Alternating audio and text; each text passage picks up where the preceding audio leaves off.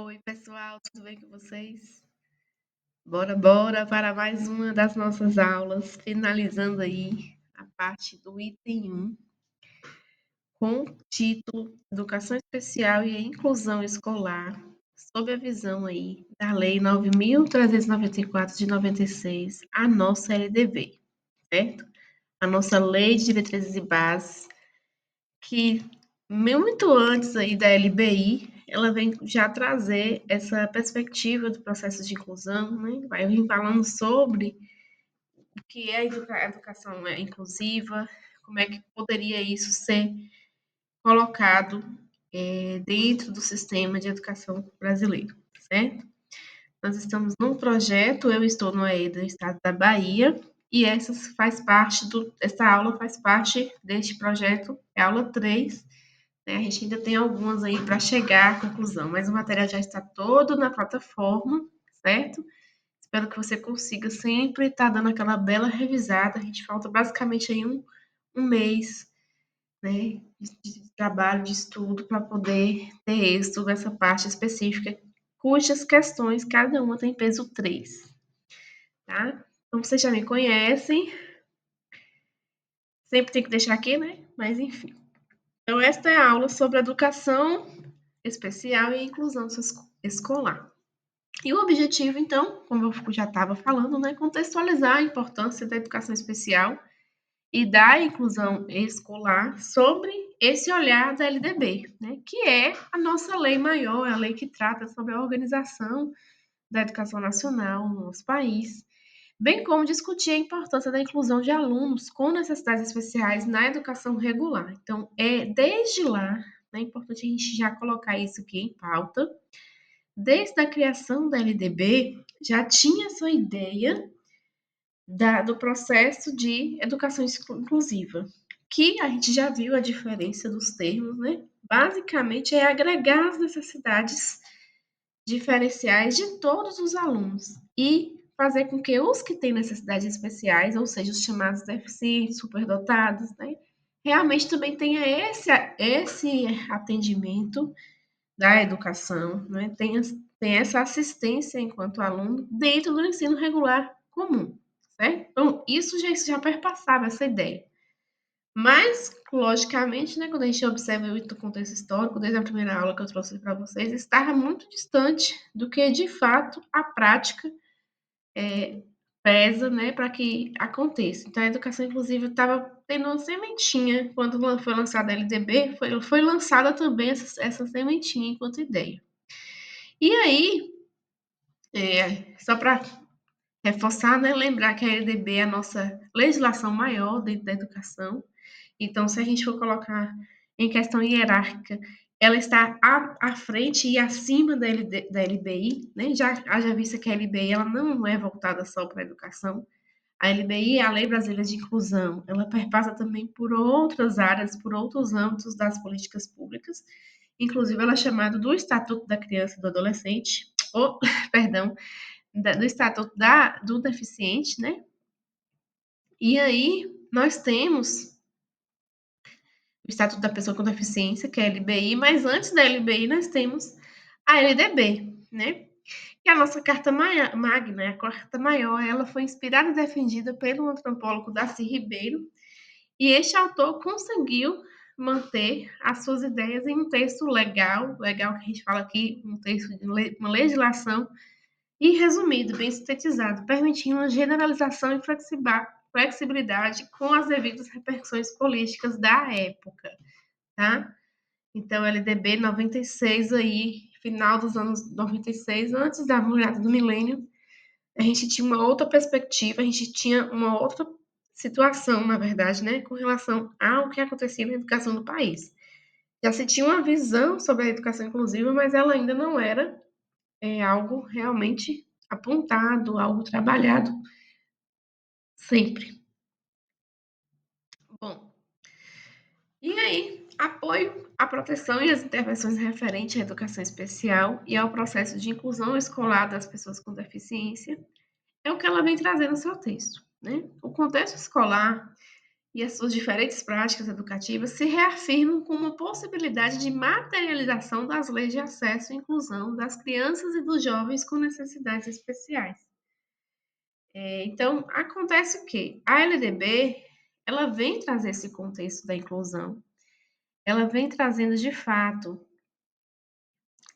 o que seria a perspectiva da educação especial dentro da educação inclusiva, especialmente nos artigos 58 e 60. Então, ele costuma se cobrar muito isso nas provas, tá? Então, quando se fala da inclusão, da perspectiva da educação inclusiva ou da educação especial, e fazendo referência à LDB, usualmente eles vão usar estes dois artigos, né, nas questões.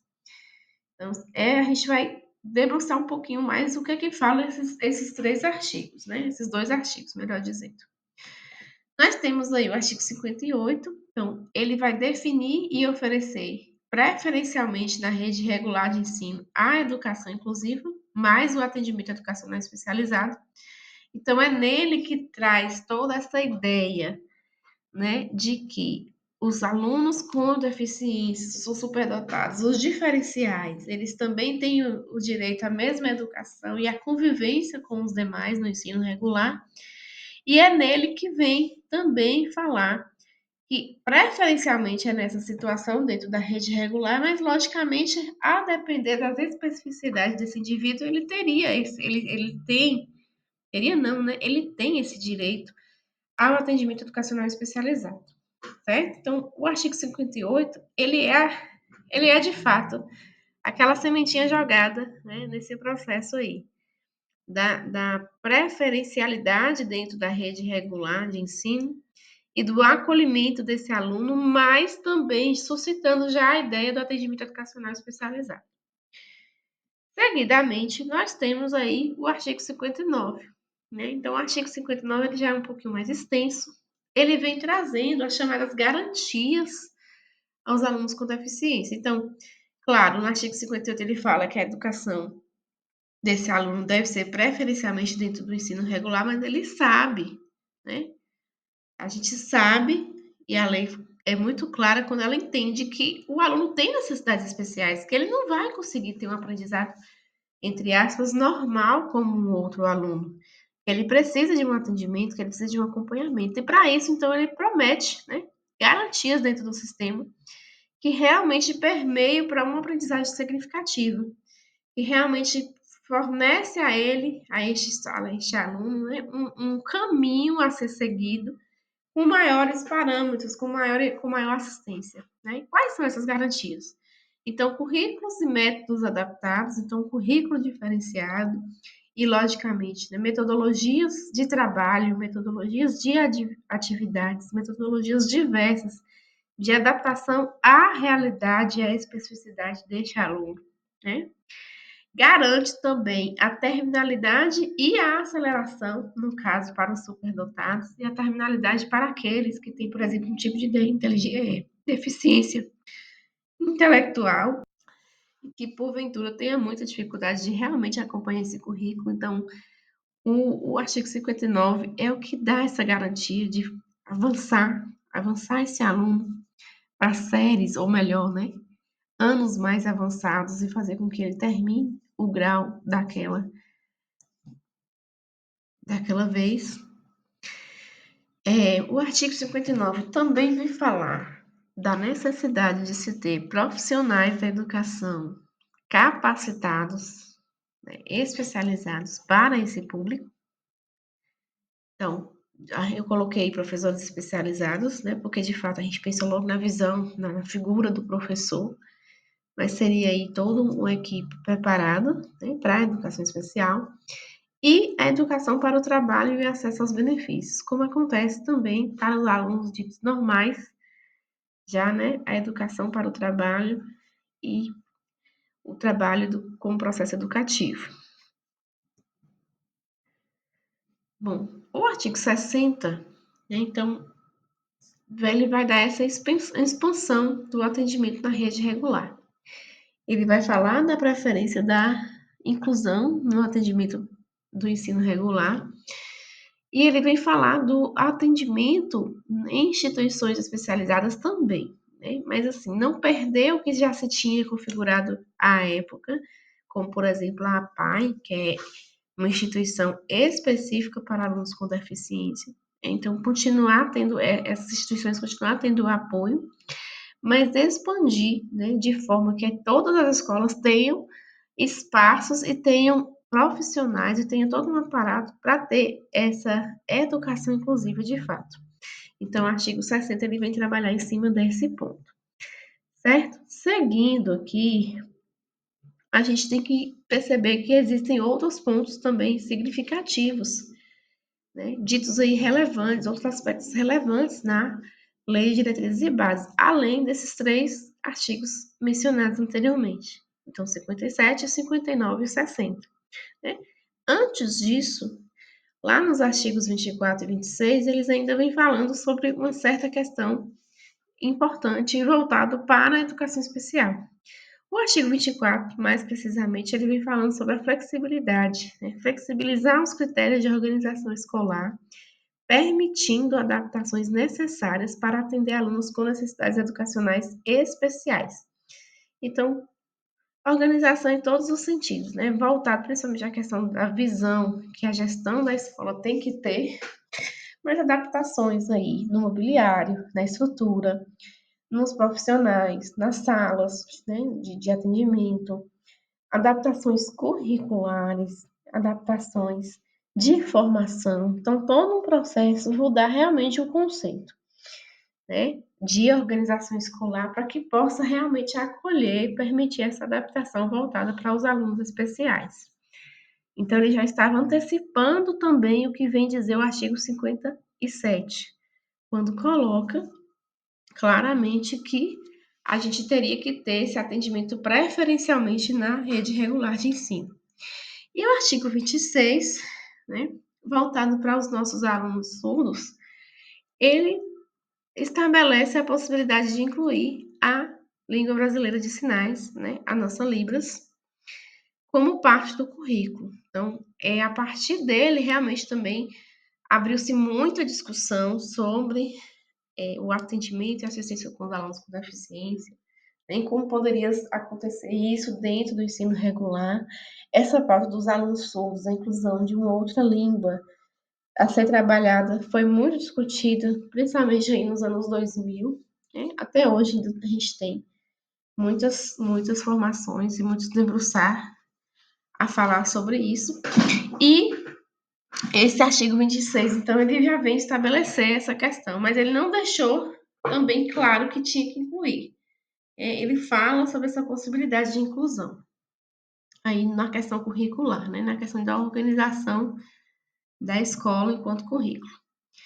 Aí nós temos, né, a inclusão ela não se resume à inserção de alunos com deficiências nas escolas regulares.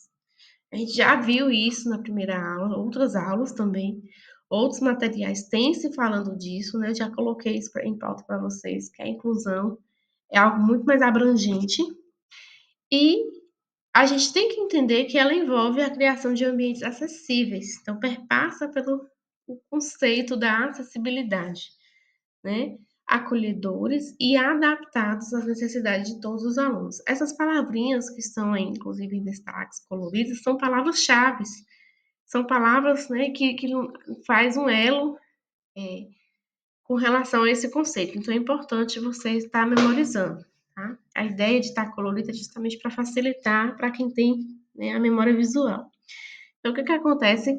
A educação inclusiva, ela perpassa pelo processo da acessibilidade e também da adaptação à necessidade, à especificidade desse alunado deficiente, certo? O papel central aqui do técnico do atendimento educacional especializado é desempenhar esse processo inclusivo, sendo um facilitador, né? Proporcionando, então, um suporte, já que é um elo, né, essa questão da acessibilidade, então, proporcionar um suporte ao que acontece no entendimento do sistema como ensino regular e o entendimento como ensino especial, né, para que de fato proporcione essa chamada educação inclusiva. E, seguindo aqui, nossa, não apareceu, tá? Mas no material de vocês tem. Então, nós temos aqui uma prática inclusiva concreta. E aí eu já quero falar um pouco da prova prática, tá? Acompanhe o material de vocês aí, abre outra janela, quem tá online, se alguém imprimiu, pega aí, por favor. E aí, o que que acontece, né? Para ter essa prática inclusiva de forma real, de forma concreta, é preciso que a gente disponha de materiais, né? No caso aí, que perpassam por esse processo da acessibilidade, da adaptação, isso pensando na questão de currículo, de ensino e aprendizado agora, tá? Além da questão de realmente gestão escolar, né? Promover a acessibilidade do mobiliário, da estrutura e a nível de governo. Mas a nível individualizado, a nível profissional, né? Enquanto profissional da educação, a prática ela deve ser um processo adaptativo. Então, por exemplo, trazendo uma situação problema da prova prática, eu até posso dizer que a prova prática provavelmente vai ser relacionada a alunos autistas, tá? Mas eu coloquei um exemplo aqui com alunos com deficiência auditiva. Imagina que a gente tem uma situação hipotética, né, de um aluno no Fundamental 1, ou no caso aqui, melhor dizendo, no ensino médio, né, já que o nosso público é ensino médio, já adolescente, e ele tem deficiência auditiva, certo? Então, como adaptar o conteúdo para um aluno com deficiência auditiva? Como é que a gente faz esse processo? A primeira coisa é pensar justamente na acessibilidade. Então, como eu vou tornar o ambiente e esse meu currículo acessível para ele, né? Então, a resposta, inicialmente, é a acessibilidade comunicacional e a inclusão visual. Então, seria aqui utilizar-se, né, de ferramentas que basicamente são aí as estratégias de atendimento educacional especializado que a gente fala, a comunicação aumentativa, né, que é muito comentado como uma prática concreta da inclusão, certo? Além disso, que tecnologias assistivas, então, eu posso usar para um aluno com deficiência visual? Então, da mesma forma que esse processo da acessibilidade comunicacional aumentativo e alternativo para os deficientes auditivos se trata de uma tecnologia assistiva, para os demais deficientes eu também tenho, né? Eu não sei se eu cheguei a comentar com vocês já, mas acredito que sim. Quando a gente fala nesse processo da inclusão, a gente tem que pensar que as tecnologias assistivas são mecanismos que realmente fornecem adaptar o ambiente, né? Fornecem utilizar aquilo que é uma novidade para esse aluno, mas uma novidade que acolha a especificidade dele, certo? E aí, nós temos, por exemplo, para os alunos com deficiência, a questão da prática dos leitores de tela, né? Os ampliadores de telas, os dispositivos em braille, por exemplo, os e-books em áudio, né, que serve para que ele consiga, então, acompanhar da mesma forma que seria uma leitura normal, entre aspas, né, com o nosso português, e por aí vai. Como promover uma cultura inclusiva na escola? Então, a diversidade e o respeito às diferenças é o ponto, né? Essa questão de entender o multiculturalismo e a multidiversidade que acontece dentro do contexto escolar. Claro, gente, que aqui agora eu falei uma questão muito geral, né? Eu sei que a maioria e quem já está aqui comigo para estar se preparando para esse processo já tem uma formação muito mais aprofundada com o que eu acabo de dizer aqui, né? Então, basicamente, eu quero só fazer uma retomada, uma revisão com o que vocês já conhecem. Mas falando mais um pouquinho da prova prática, tá? Esse material, essa gravação, eu tirei muito também para falar, além da LDB, da ênfase ao que a gente pode fazer na prova prática, é entender que provavelmente ele vai dar uma situação hipotética, uma situação, um problema, né? Para que a gente possa vir solucionar. Como a prova, ela é todos os candidatos terão o direito de fazer e terão que fazer juntamente com a prova objetiva, né. Eu aposto dizer que não será uma prova tão complexa como se parece, haja vista que todo mundo vai ter que fazer essa prova, né. E uma prática inclusive concreta que a gente tem desse processo da educação especial no ensino regular é o nosso chamado PEI, né, que é o Plano Educacional Individualizado, certo? Por que que eu quero falar do PEI? Lá na frente, vai ter uma aula que a gente vai falar exclusivamente do PEI. Acho que é a última, ou a penúltima. E o PEI é diferente do PDI, né? Que o PDI é o Plano de Desenvolvimento Inclusivo, ou de inclusão. O PDI, ele é um documento feito por profissionais de saúde, que dá tipo um relatório, né? Ele faz um plano de desenvolvimento para, em todas as facetas, em todas as áreas da vida daquele indivíduo, né? Na área psicológica, afetiva, até espiritual, né? É, no caso de saúde, no contexto de ambiência dele, o PDI ele traça uma visão muito de saúde, e de saúde física e saúde mental, além da aprendizagem, para que possa ser alcançado, tá?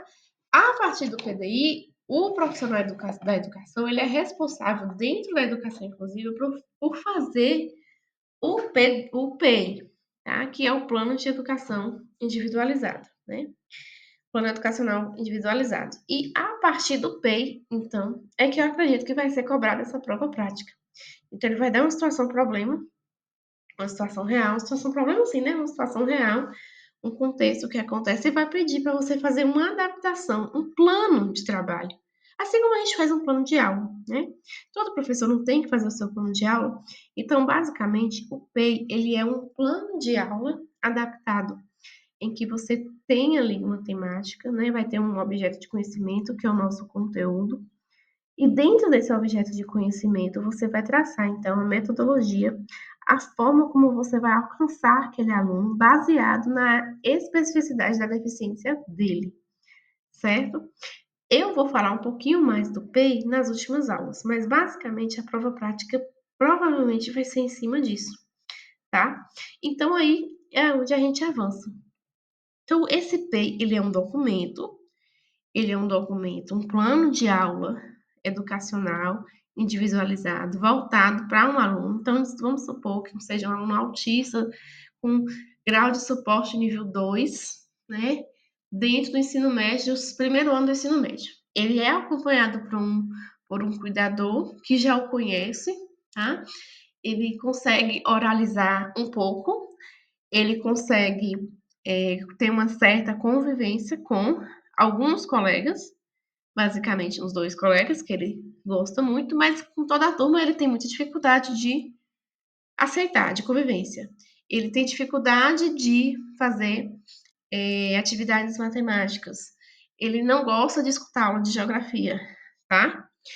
Então, nesse PEI, você vai ter que programar toda uma metodologia, né, baseando-se nos conteúdos, nos componentes curriculares do ensino regular. Então, por isso que fala muito da parceria com o professor do ensino regular, e eu vou falar isso também numa aula, né, que fala sobre a questão de equipes pedagógicas, para poder realmente alcançar. Então, qual a solução aqui? Práticas inclusivas do EE dentro do PEI, tá? Fundamental na educação inclusiva. Então, o seu objetivo da prova prática provavelmente vai ser muito em cima disso, é desenvolver de práticas pedagógicas inclusivas, de metodologias, de jogos, de atividades que você conheça ou que são possíveis de serem desencadeadas para aquele aluno, né, de forma individualizada, tá? É muito importante entender que, inclusive, é um desafio, vou falar sobre isso também em outro momento.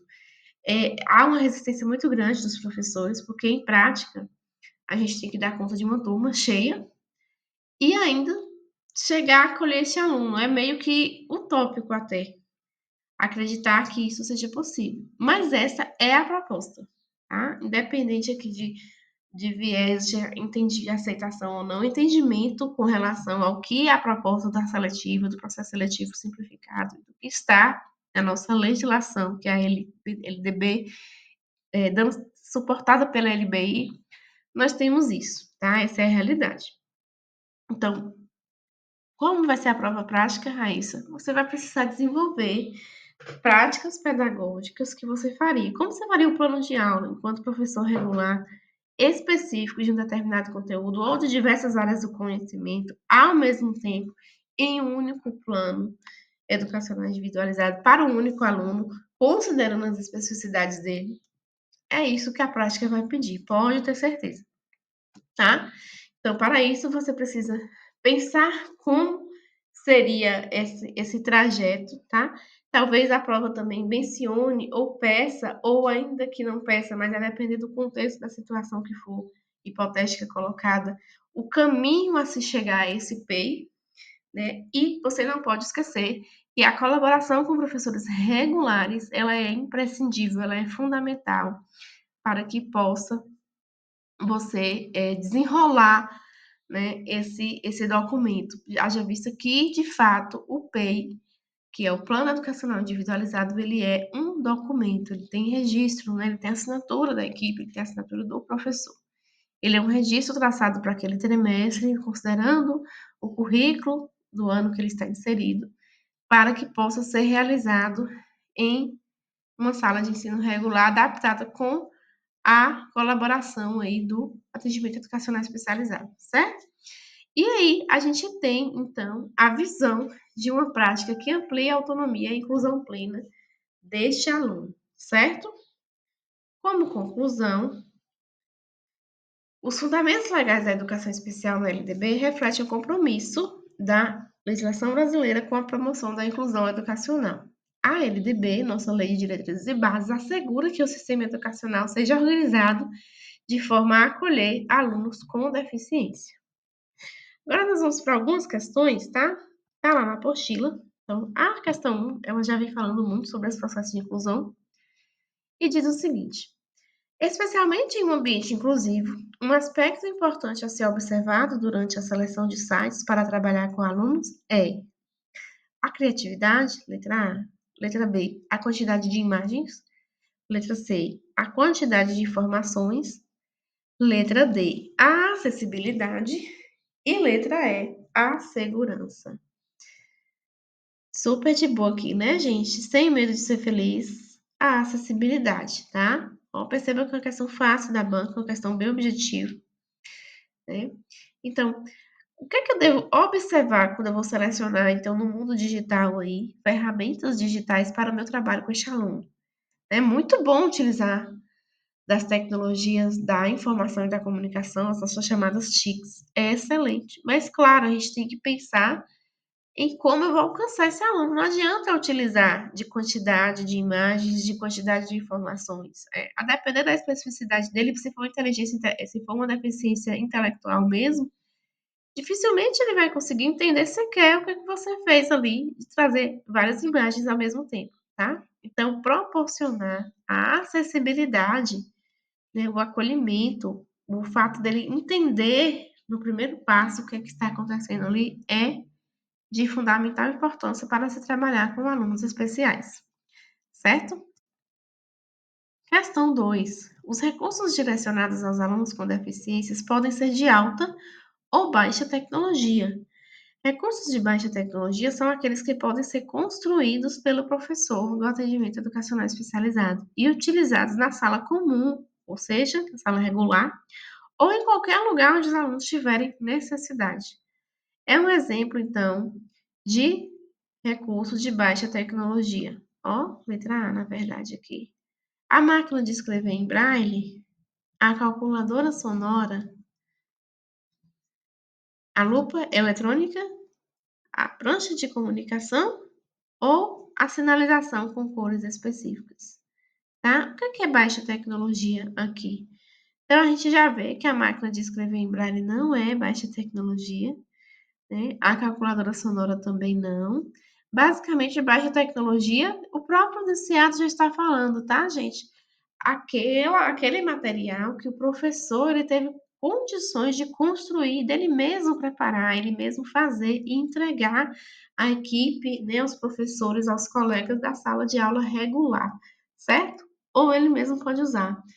Então, a gente tem aqui a prancha de comunicação. Então, não é a lupa eletrônica e também não é a sinalização com cores específicas, né? Dependendo do material, ficou até vaga essa resposta. Mas a prancha de comunicação, de fato, é algo construído, é algo único, é algo individualizado que ele pode estar fornecendo para o seu aluno, certo? Vamos lá para a última questão? Não, tem bastante questão nessa aula, tá? Eu acho que a gente nem vai, não sei nem se a gente vai conseguir ver todas. Mas enfim, vamos tentar, né? Já porque ela está extensa, já 30 minutos. Mas enfim, olha. O atendimento educacional especializado é um serviço da educação especial que visa eliminar as barreiras para a plena participação dos alunos, considerando suas necessidades específicas. Tal serviço é realizado em um espaço físico denominado Sala de Recursos Multifuncionais, B. Sala de Leitura, C. Laboratório de Informática, D. Sala de Orientação e Mobilidade, letra E. Cadeiras adaptadas, tá? Então, qual serviço é realizado em um espaço físico? Está perguntando claramente, qual serviço é realizado em um espaço físico que considera as necessidades especiais dos alunos? A sala de recursos multifuncionais, tá, gente? Então, não é a sala de leitura, já que a sala de leitura ela também serve para os alunos ditos normais, todos os alunos, né? Então, assim, aqui está visando a educação, ó, especial. O próprio enunciado está falando, atendimento educacional especializado é um serviço da educação especial. A gente até diferenciou já o conceito, a diferença do conceito de educação especial para o conceito de educação inclusiva. São conceitos diferentes, tá? Então, aqui o serviço é a sala de recursos multifuncionais, apesar das outras serem também serviços dentro da escola, mas trata para a educação inclusiva, certo? A sala de recursos multifuncionais, ela é específica para a educação especial. Nós temos aí outras questões, tá? Para o vídeo, tá bastante, né? Vai ficar muito, muito grande, mas enfim. Vamos voltar aqui.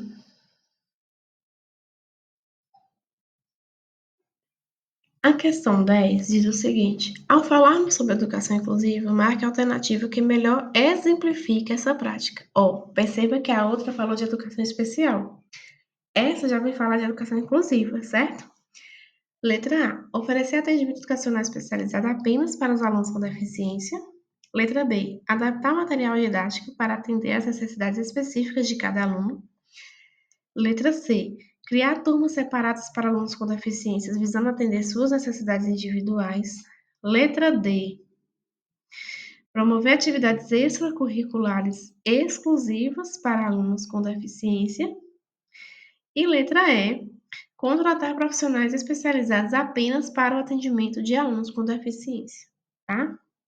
Então, a gente já vê aqui que para falar de educação inclusiva, a alternativa que melhor explica isso exatamente adaptar o material didático para atender às necessidades específicas de cada aluno. Gente, essa é a chave de tudo que a gente está vendo aqui, basicamente de todas as aulas, tá? É entender exatamente a educação inclusiva se torna mais desafiadora por isso, porque a gente vai ter que estar dando um suporte adaptado para todos os alunos, seja ele um aluno que tenha deficiência ou não, tá? Mas olhar justamente a sua especificidade de forma a alcançar o seu todo, a sua potencialidade, aquilo que ele consegue, né? Desenvolver as suas competências e as habilidades, como preconiza a nossa BNCC, a nossa Base, né, Nacional de Comum Curricular. Então, é isso, é o desafio, tá? Não é oferecer atendimento especial apenas para alunos com deficiência, muito menos criar turmas separadas, pelo contrário. A educação inclusiva, ela vem agregar todos. Então, por isso também não é a letra D nem a letra E, certo? Vamos agora finalizar com a última questão, né, desta aula, lembrando que tem uma apostila exclusiva só com questões da FENAS do Pará, né, feita para vocês. Em todas as aulas eu vou utilizando de algumas questões, não deu para trabalhar todas, porque são 57 questões. Como a proposta foi trabalhar um pouquinho de teoria também, então você vê que acaba a aula ficando bastante extensa. né? Mas eu acredito que seja no sentido mesmo de fazer com que, né, amplie a memorização de vocês, né? Com relação aos conceitos básicos, certo? Então, respondam as questões e eu estou à disposição para a gente discutir, caso alguma, né, você não consiga compreender o que a interpretação por trás da questão, certo? Eu respondi todos juntamente com vocês. Questão 14 diz o seguinte: a terminalidade específica para aqueles que não puderam atingir o nível exigido para a conclusão do ensino fundamental, em virtude de suas deficiências, e a aceleração para concluir em menor tempo o programa escolar para os superdotados. Esses termos fazem referência ao quê? Letra A, educação básica. Letra B, público-alvo da educação especial. Letra C, educação escolar. Letra D, educação inclusiva. Ou letra E, atendimento educacional especializado. E aí, gente, letra B, tá?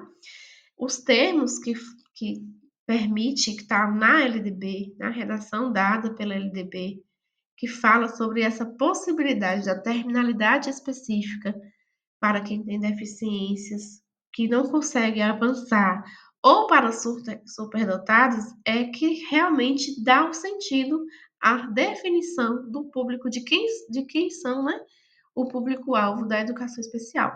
Isso está melhor explicado na Política Nacional de Educação Especial na perspectiva da educação inclusiva, tá? Na Política Nacional isso está um pouco mais clarificado. Temos uma aula sobre isso também. Porém, a questão ela pergunta sobre a redação dada pela LDB, tá? Então, por isso que eu trouxe aqui nesse momento, certo? Então, esta é a nossa terceira aula, é a aula que já dá um pontapé inicial para falar sobre a prática, a prova prática. A gente vai concluir essa parte da prova prática em outra aula, tá? Eu espero que vocês estejam gostando. Qualquer coisa, estou à disposição.